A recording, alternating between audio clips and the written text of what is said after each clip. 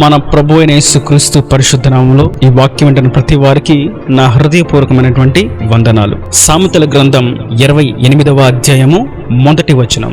ఎవడును తరమకుండానే దుష్టుడు పారిపోవును, నీతిమంతులు సింహము వలె ధైర్యముగా నుందురు. నీతిమంతులు సింహము వలె ధైర్యముగా ఉందురు. నేటి దిన ప్రభు మనతో మాట్లాడుతున్నటువంటి అతి శ్రేష్టమైనటువంటి భాగము, చాలా ఉన్నతమైన నీతిమంతుల యొక్క సామర్థ్యత ఏంటో, వాళ్ళలో ఉండేటువంటి ధైర్యం ఏంటో, వారి యొక్క బలం ఏంటో ఈ వాక్యం ద్వారా ప్రభు సెలవిస్తున్నారు. దుష్టుడైతే, పాపి అయితే ఎవరును తరమకుండానే వారు పారిపోతాడు. అర్ధరాత్రి పూట నలుగురు కూర్చొని మాట్లాడుకుంటూ ఉంటే ఆ వీధి గుండా పోలీస్ హారన్, పోలీస్ సైరన్ వినిపిస్తా ఆ రోడ్డు మీద వెహికల్ వాహనం వెళ్తూ ఉంటే ఆ శబ్దం విన్నగానే ఆ నలుగురులో ఇద్దరు లెగిసి పరిగెడుతూ ఉంటే మిగిలిన ఇద్దరు, అరే ఎందుకు పరిగెడుతున్నారు, సడన్ గా ఏమైంది మీకు అని అంటే, పోలీస్ పోలీస్ పోలీస్ అని భయపడుతూ మాట్లాడుతున్నారు. అవును, పోలీసులు వస్తే ఏమైందిరా అని వాళ్ళ స్నేహితులు అడుగుతుంటే, ఏం లేదు, మర్చిపోయి, ఏం లేదు అని మళ్ళీ వచ్చి కూర్చుంటున్నారు. కారణం ఏంటంటే, ఆ లెగిసి పరిగెట్టడానికి సిద్ధమై పారిపోవడానికి రెడీగా అడుగు వేసినటువంటి ఆ ఇద్దరు దొంగలు,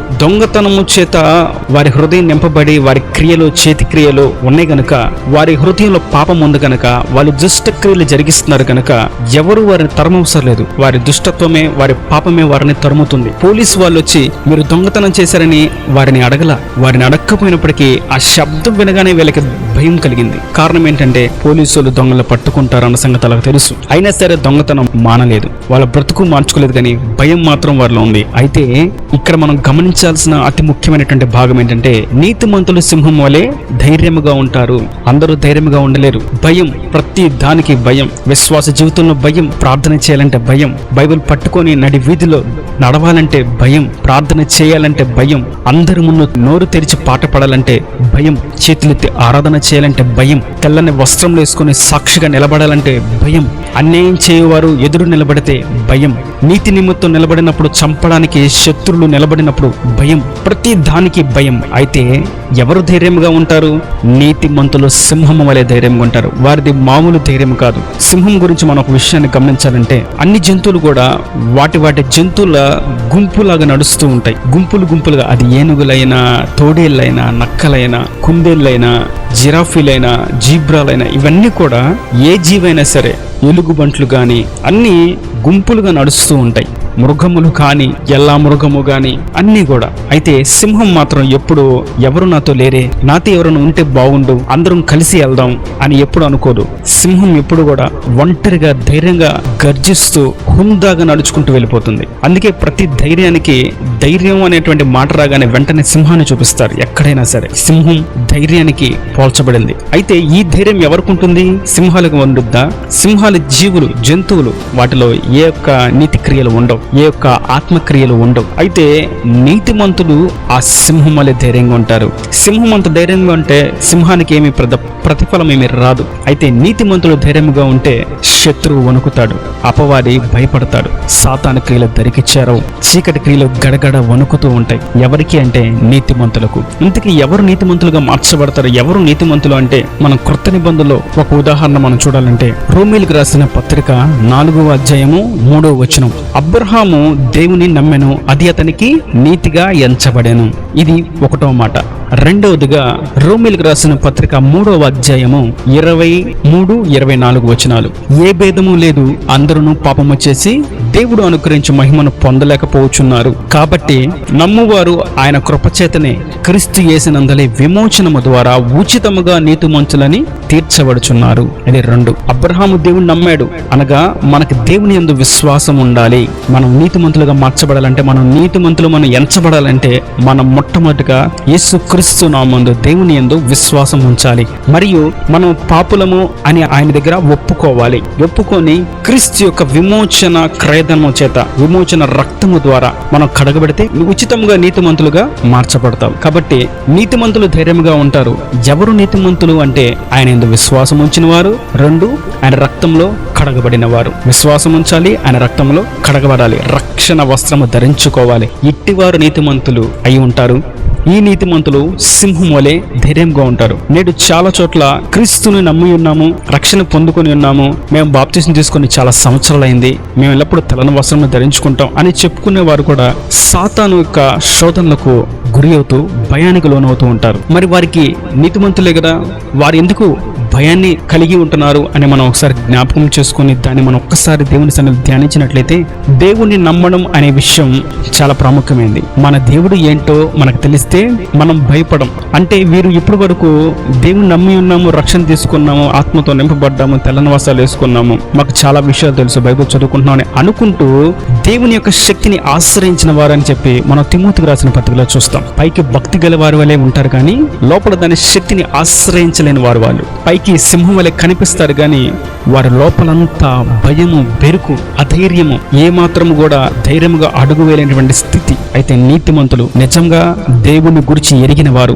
దేవుని గురించిన జ్ఞానము కలిగిన వాళ్ళు, యేసు రక్తములో కడుగబడిన వారు, ఆయనకు సాక్షిగా జీవిస్తామని కంకణము కట్టుకున్న వారికి ఆయన నిజమైనటువంటి ధైర్యం హృదయ లోతుల్లోంచి బయటకు ఉద్భవింపచేస్తాడు. శత్రువు చూసి వణుకున్నట్లుగా, సాతాను తంత్రాలు గడగడ వణుకుచూ పారిపోనట్లుగా, ఏ చీకటి క్రియ దరికి చేరకుండానట్లుగా, అపవాది తంత్రాలు ఏవైనా సరే ఎదుట నిలబడనివ్వకుండా దేవుడు వారిలో ధైర్యాన్ని నిండారుగా నింపి ఉంటాడు గనక వారు సింహం వలె ధైర్యంగా ఉంటారు. నీతిమంతులుగా మార్చబడిన వారు సింహం వలె ధైర్యంగా ఉంటారు. వారు దేనికి భయపడరు. అది ఆర్థిక సమస్యలైన, అనారోగ్యమైన, మతోన్మాదులైన, క్రీస్తు కొరకు సాక్షిగా నిలబడాలనేటువంటి మార్గంలో ఎదురయ్యేటువంటి పోరాటాల్లో అయినా, శత్రు యుద్ధాల్లో అయినా, ఏ విషయంలో కూడా వారు భయపడరు, ధైర్యంగా ఉంటారు. కారణం ఏంటంటే వారికి తెలుసు వారి దేవుడు ఎవరో. నాకు తెలుసు నా దేవుడు ఎవరో, నాకు తెలుసు నా దేవుడు నన్ను ఎలా నడిపిస్తాడో, నాకు తెలుసు నా దేవుడు నన్ను ఎక్కడ నిలబడతాడో, నాకు తెలుసు నా దేవుడు ఈ మార్గంలో ఇప్పుడు నన్ను ఎందుకు నడిపిస్తున్నాడు, నాకు తెలుసు నా దేవుడు నన్ను ఎందుకు పుట్టించాడు, నాకు తెలుసు నేను చనిపోయిన తర్వాత ఎక్కడికి వెళ్తాను, నాకు తెలుసు ఈ స్థితి తర్వాత నన్ను దేవుడు ఏం చేయబోతున్నాడు. ఇవి ఎరిగిన వాడు నీతిమంతుడుగా ఉంటాడు. నీతిమంతులై అయిన వారు సింహం వలె ధైర్యంగా ఉంటారు, దేనికి భయపడరు. సాతానుగాడు భయపెట్టేటువంటి చిన్న చిన్న సింహము లాగా గర్జించేటువంటి ఆ యొక్క శబ్దాలు వారు భయపడరు. కారణం ఏంటంటే సింహం వీళ్ళైనప్పుడు సింహ గర్జన ఎలా ఉండదో వారికి తెలుసు.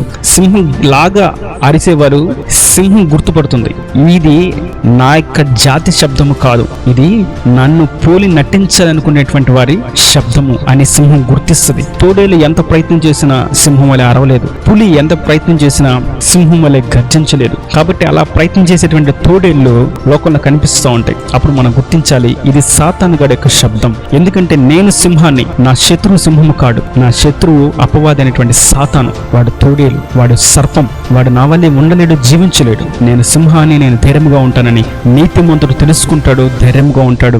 దుష్టుడు వలె దేనికి భయపడి బెదిరి చెందుతూ, బెదిరిపోతూ, నిలబడిపోయి పారిపోతూ ఉండడు. ఎందుకంటే నీతిమంతులకి వారి దేవుడు తెలుసు, అతడు ఏ రక్తంలో కడగబడ్డాడో అతనికి తెలుసు, అతను ఎవరికి సాక్షిగా ఉండాలో అతనికి తెలుసు. సమస్తం ఎరిగి ఉంటాడు కనుక, ఆత్మతో నింపబడి అభిషేక పూర్ణుడుగా ఉంటాడు కనుక ధైర్యంగా ఉంటాడు. కాబట్టి ఈ మాటలు వింటున్నటువంటి మీతోను ప్రభు సెలవిస్తున్నారు, మీరు నీతిమంతులైతే మీకు సింహం అంటే ధైర్యం కలుగుతుంది, శత్రువు ఎదుట నిలబడలేడు.